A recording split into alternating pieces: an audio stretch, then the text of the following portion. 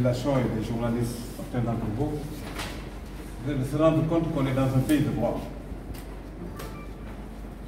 avec un secteur qui est réglementé, assujetti à des principes réglementaires, où le législateur a confié le monopole du médicament aux pharmacies. Donc, il est du devoir de l'autorité politique de faire respecter la loi. Et d'autant plus que cette autorité également a obligation de préserver et de sauvegarder la santé des populations. Au-delà de l'aspect sensibilisation, on ne peut pas laisser des populations à elles-mêmes. Leur donner l'opportunité de choisir là où elles devront trouver des médicaments. Le secteur est bien organisé. Nous avons le secteur public, nous avons le secteur privé. Donc l'arbitrage devra être assuré par l'autorité en charge de la gestion de la santé des populations. Et aujourd'hui, ce marché ne profite à personne.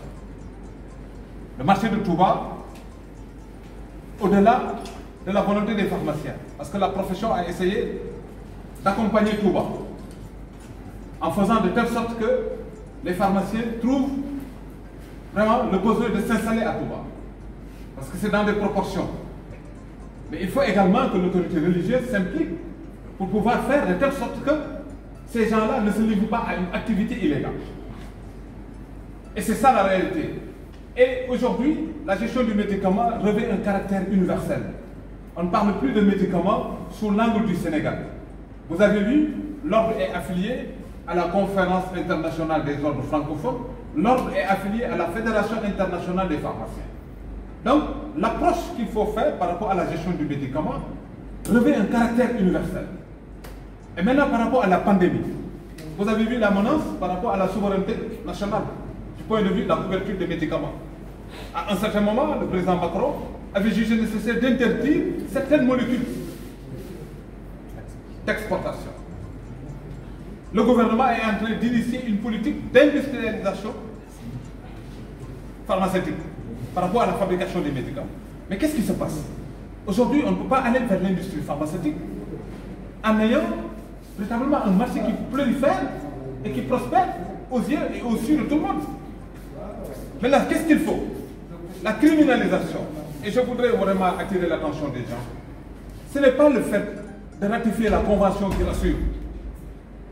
La convention, la Guinée l'a ratifiée. Il faut qu'on s'en tienne à la souveraineté des États.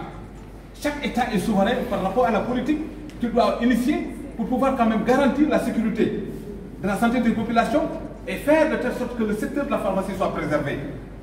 Et l'industrie pharmaceutique ne sera prospérer qu'avec l'assainissement du secteur. Donc, ce sont des dispositions comme ça. Et je pense que, quand même, ce marché, il va falloir continuer à se battre, que personne ne pense que cela interpelle les pharmaciens ou cela constitue la préoccupation des pharmaciens. La première mission du pharmacien est une mission de santé publique. Au-delà de ses intérêts financiers ou bien de ses intérêts professionnels et autres, il est investi pour être au service de la santé publique. Et de ce point de vue, la sécurité du médicament constitue sa préoccupation. Donc nous avons tous intérêt, chers journalistes.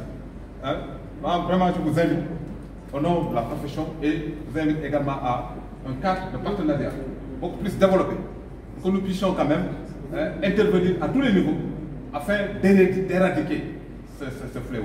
Il y a 313 dépôts de médicaments à Touba. Mais qui légalise cela? Qui cautionne cela? Au prix de la santé des populations de cette ville-là. Regardez comment l'insuffisance rénale se développe dans cette localité. Regardez les maladies iatrogènes se développent dans cette ville-là. Au prix de qui? Et au bénéfice de qui?